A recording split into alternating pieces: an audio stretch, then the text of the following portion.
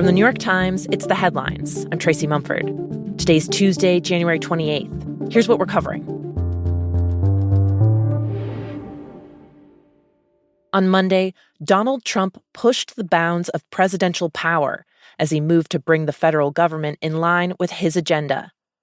Trump's acting attorney general fired more than a dozen prosecutors who worked on the criminal investigations into Trump, making good on the president's vows for retribution. The Justice Department said in a statement that those who were fired could not be trusted to, quote, faithfully implement Trump's agenda. The move is unprecedented, and experts say it undercuts decades of civil service law, which says federal employees can only be fired for misconduct or poor performance. In another sweeping move, the White House took aim at a slew of government programs, ordering an immediate pause to all grants, loans, and federal financial assistance. Exactly what that includes is unclear. The Trump administration says it won't affect Medicare or Social Security benefits, but it potentially freezes hundreds of billions of dollars intended for state and local governments, disaster relief aid, education funding, and small business loans. The Budget Office says the pause is necessary so it can review all of the spending and make sure it's consistent with Trump's policy priorities. Whether Trump's administration has the authority to unilaterally halt funding that's already been allocated by Congress is unclear. Under the Constitution, Congress passes the spending bills. The president is supposed to execute them as written.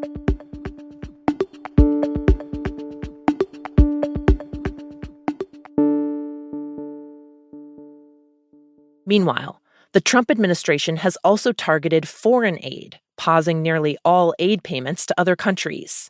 That includes support for a high-profile American health initiative aimed at fighting HIV worldwide. The program, known as PEPFAR, was started by George W. Bush and is estimated to have saved as many as 25 million lives in 54 countries. Last night, the Trump administration went beyond just pausing the program's funding. It shut down access to all of the program's data and reports and directed overseas clinics to stop distributing HIV medications that were paid for with U.S. money, even if the medications were already sitting in the clinics ready to be used.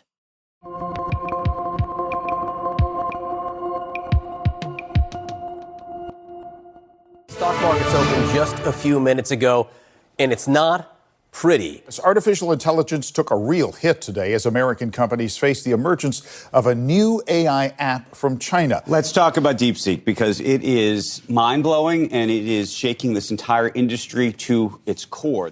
Last week, DeepSeek was a relatively obscure Chinese startup working on AI. But on Monday, it shook the global economy, wiping out hundreds of billions of dollars in tech stocks. The company has investors reeling because it undercuts some of the major assumptions about what it takes to develop AI.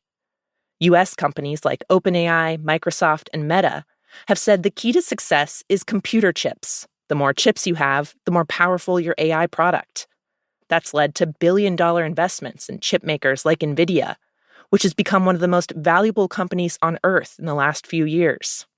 But DeepSeek says its new AI model, which rivals competitors like ChatGPT, was made with just a fraction of the chips that U.S. makers rely on. That has Wall Street rethinking whether the biggest players in the field were overhyped and overvalued. It's also raised questions about America's dominance in AI and whether China might now cut into that. Mark Andreessen, one of Silicon Valley's biggest tech investors, compared the emergence of DeepSeek to the space race of the 20th century, calling its launch, quote, AI's Sputnik moment. For more on DeepSeek, listen to the latest episode of Hard Fork with Times tech columnist Kevin Roose.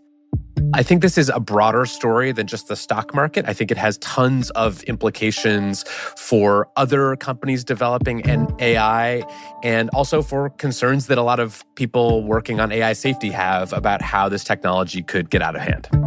That's next in the New York Times audio app, or you can listen wherever you get your podcasts.